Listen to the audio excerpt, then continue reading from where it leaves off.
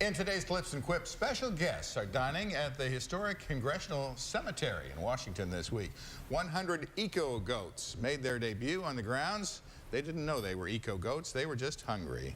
The cemetery officials are using the animals to clear the area of invasive species. The herd will graze that land for a week. Nice job. Different way of doing that. They're efficient, I'm sure. Well, you see a lot of strange things on New York subways, but one probably takes the cake. Juan Cano snapped this picture of a dead shark on a Queens-bound train around midnight Wednesday.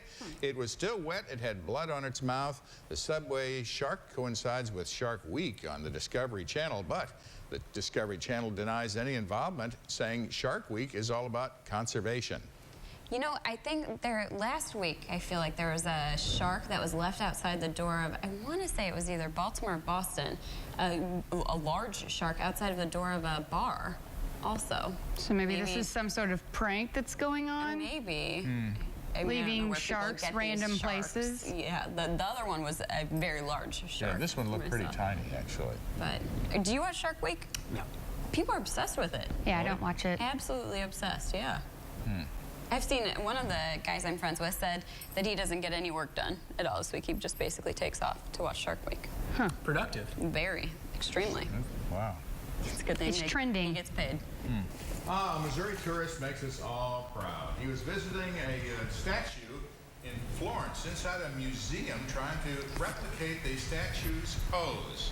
He got a little too close when he accidentally bumped into it, breaking off the pinky finger.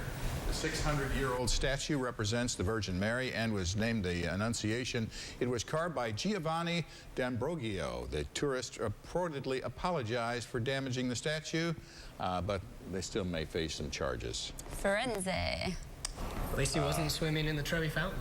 Well, my goodness. That wouldn't have caused as much damage, I guess, though. That is true. Don't touch. Why would you touch it? Sounds like it was an accident, but still. Yeah. Still, yeah. Well, when you see someone yawn, it's kind of hard not to do that yourself. Well, it turns out people aren't the only ones who get the yawns. A study from the University of Tokyo found that dogs yawn as well when they see a person do it. I almost yawned just talking about the yawns. I held it in because I didn't want the camera to come back on me yawning. But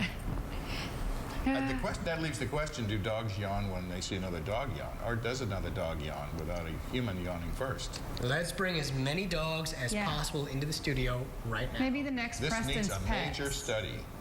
Just yawn in front of the dog. Next week with Preston's Pets. You think so? Yeah, and see if the dog yawns after you. I will start yawning and see what happens. Okay.